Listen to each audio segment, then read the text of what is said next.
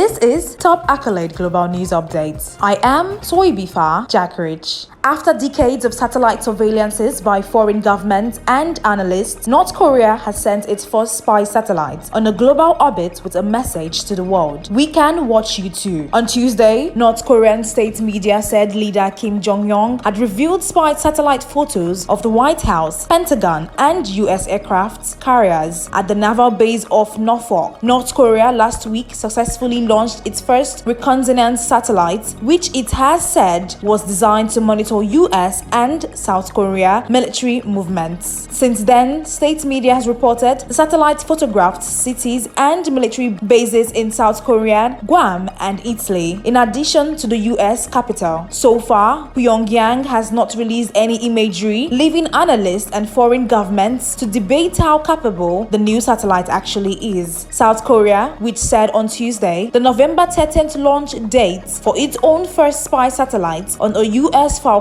9 rockets would be delayed by weather, has said the North satellite capability could not be verified. There's no reason to doubt that the satellite could see the large areas of warships North Korea claimed it could, as even a medium-resolution camera could offer Pyongyang the capability, said Dave Shemla, a satellite imagery expert at the James Martin Center for Non-Proliferation Studies, CNS. The United States and South Korea have condemned the satellite's launch as a violation of UN Security Council resolutions banning any use of ballistic technology.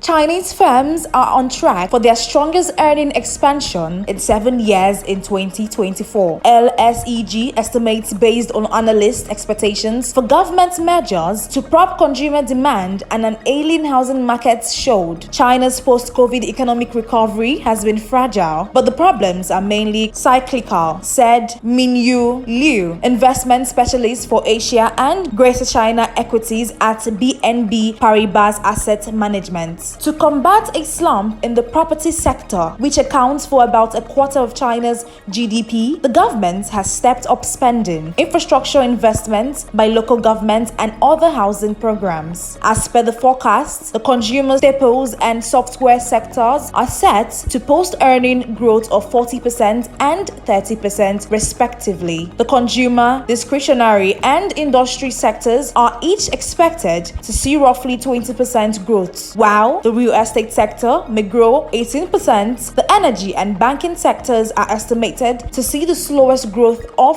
4.3% and 8.2% respectively. Some macro indicators have already started recovering, suggesting an economic rebound next year. The country's third quarter GDP surpassed expectations and imports are rising again, signaling robust domestic demand. National highway truck traffic, gasoline consumption and retail sales have also increased. Both domestic recovery and consumer spending could resume meaningfully next year, he said.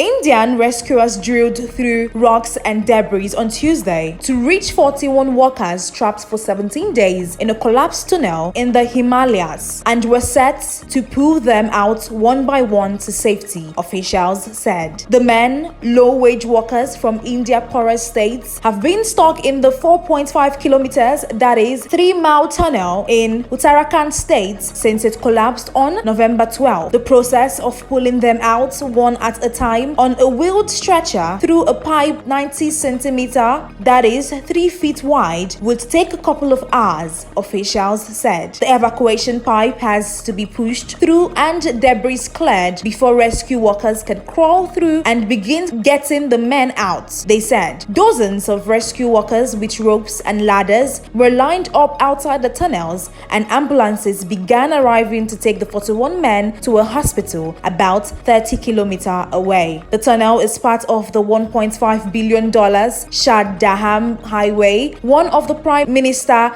Narendra Modi's most ambitious projects aimed at connecting 4 Hindu pilgrimage sites through an 890-kilometer network of roads. Authorities have not said what caused the cave-in, but the region is prone to landslides, earthquakes, and floods.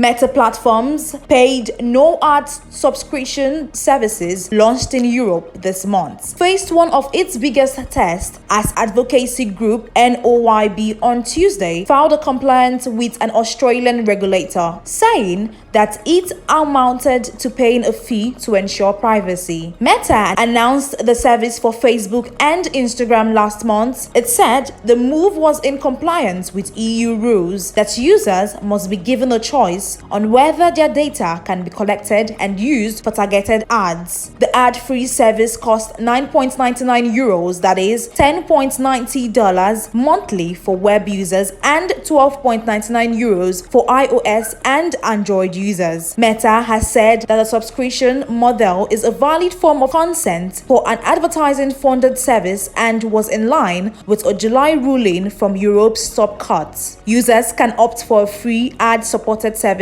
EU law requires that consent is the genuine free will of the user. Contrary to this law, Meta charges a privacy fee of up to €250 per year if anyone dares to exercise their fundamental right to data protection. NOYB data protection lawyer Felix Mikolaksh said in a statement, NOYB filed the complaint with the Australian Data Protection Authority. It also criticized the amount of the fee. Not only is the cost unacceptable, but industry numbers suggest that only 3% of people want to be tracked, while more than 99% don't exercise their rights when faced with a privacy fee, the group said. If Meta gets away with this, competitors will soon follow in its footsteps. NOYB, which has filed hundreds of complaints against big tech companies ranging from Alphabet, Google to Meta over privacy violations, urged the Australian Privacy Authority to launch an unexpedited process to stop Meta and also impose a fine. The complaint will likely be forwarded to the Irish Data Protection Watchdog, which oversees Meta because it has its European headquarters in Ireland.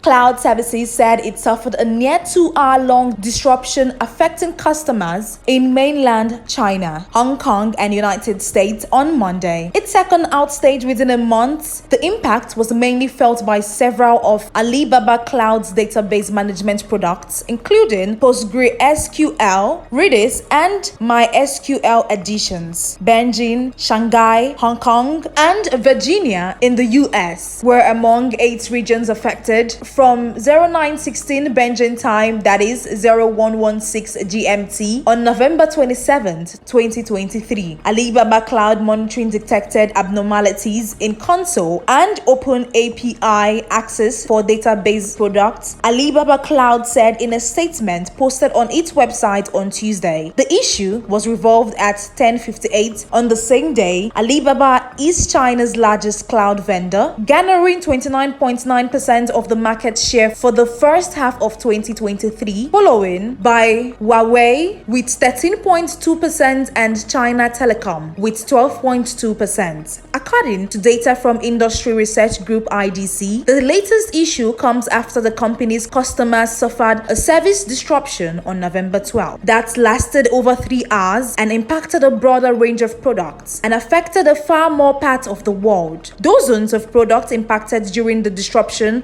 included cloud-based database management systems and cloud communication systems, while the region impacted ranged from East Asia, Southeast Asia, and the Middle East to North America. The Note 12 disruption resulted in many of Alibaba's flagship application services briefly crashing, including shopping app Taobao and work collaboration tool service app Ding Talk. That is the size of top accolade global news updates. You can follow us on our social media platforms as displayed on your screen. Happy Tuesday.